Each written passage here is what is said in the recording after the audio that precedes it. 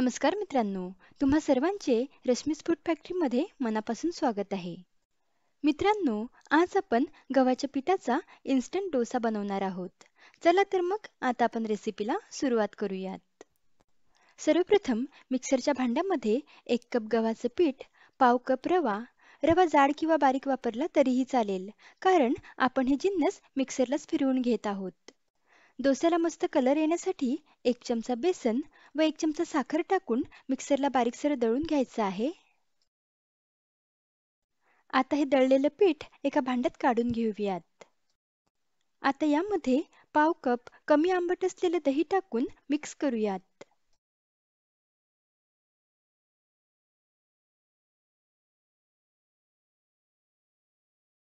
यामध्ये आता थोडं थोडं पाणी टाकून डोस्याचं बॅटर बनवून घेऊयात.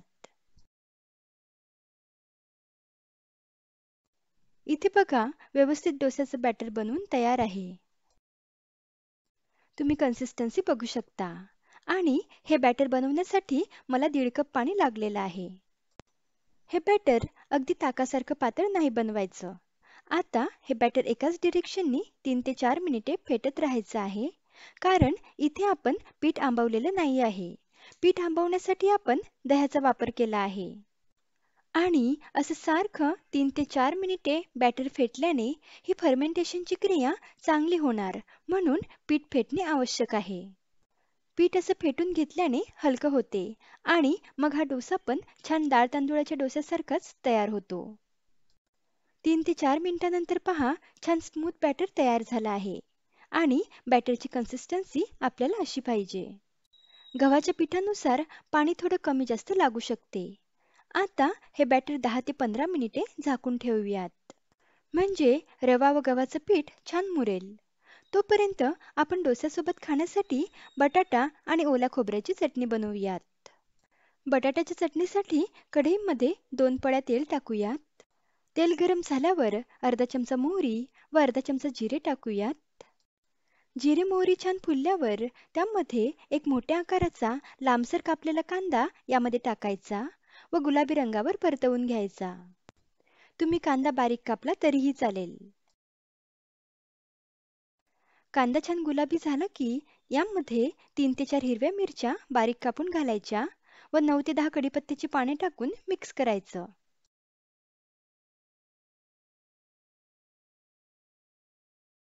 यामध्ये आता 1 चमचा आलं लसूण पेस्ट व चिमूटभर हिंग टाकून 2 मिनिटे लो टू मिडियम गॅसवर छान परतवून घ्यायचं. यामध्ये आता अर्धा चमचा हळद व चवीनुसार मीठ टाकून सर्व जिन्नस लो फ्लेमवर छान एकजीव करायचेत. सर्व जिन्नस एकजीव झाल्यावर यामध्ये उकडून स्मॅश केलेले बटाटे टाकूयात व मिक्स करूयात. इथे मी 4 मध्यम आकाराचे बटाटे उकडून त्याची साल काढून स्मॅश करून घेतले आहेत.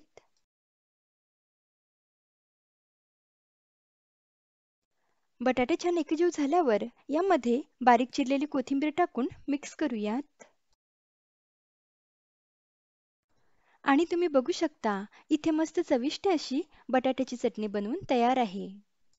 आता ओल्या खोबऱ्याची चटणी बनवूयात. त्यासाठी इथे मी पाऊण वाटी ओल्या खोबऱ्याचे तुकडे घेतलेले आहेत.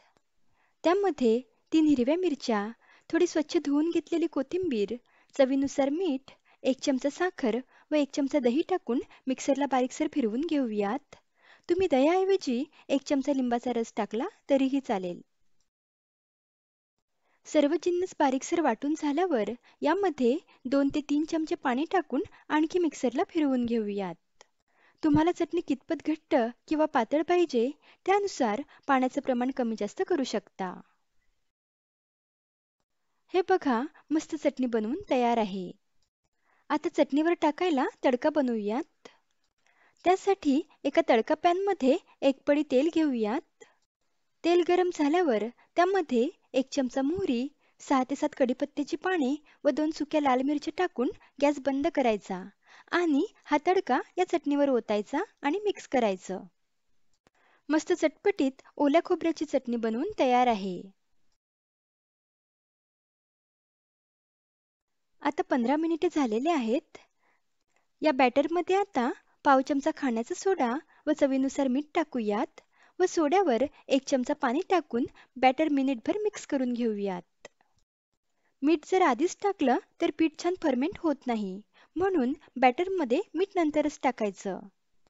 एखाद्या वेळेस डोसा खायची इच्छा झाली तर हा इन्स्टंट पौष्टिक डोसा तुम्ही बनवू शकता. हे बॅटर मी मस्त 2 मिनिटे फेटून घेतलं आहे. बघा, बॅटरची कन्सिस्टन्सी अशी पाहिजे. जास्त घट्ट पण नाही आणि ताकासारखी पातळ पण नाही. चला तर मग आता डोसा बनवूयात. इथे मी गॅसवर डोसा पॅन गरम करायला ठेवलेला आहे. पॅन हाय फ्लेमवर चांगला गरम झाला की पॅनवर थोडं पाणी शिंपटून व चमचाभर तेल टाकून टिश्यू पेपरने पुसून घ्यायचं.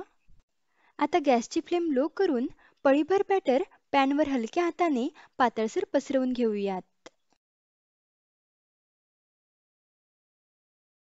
आता गॅसची फ्लेम हाय करायची आहे.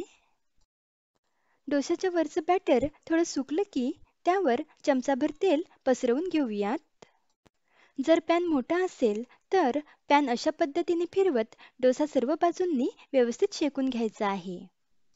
बघा, आता डोस्याचा कलर थोडा खरपूस झालेला आहे, म्हणजे डोसा छान भाजला गेला आहे.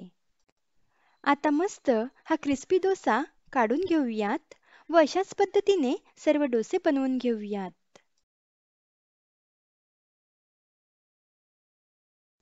तुम्ही डोस्याचा आवाज बघू शकता. मस्त कुरकुरीत डोसा बनवून तयार आहे. हा डोसा आता बटाट्याची चटणी व खोबऱ्याच्या हिरव्या चटणीसोबत सर्व करूयात. हा इन्स्टंट पौष्टिक व स्वादिष्ट डोसा तुम्ही जरूर बनवा. रेसिपी आवडल्यास व्हिडिओला लाईक आणि चॅनलला सबस्क्राईब नक्की करा. लवकरच भेटूयात अशाच एका रुचकर रेसिपीसोबत. तोपर्यंत धन्यवाद.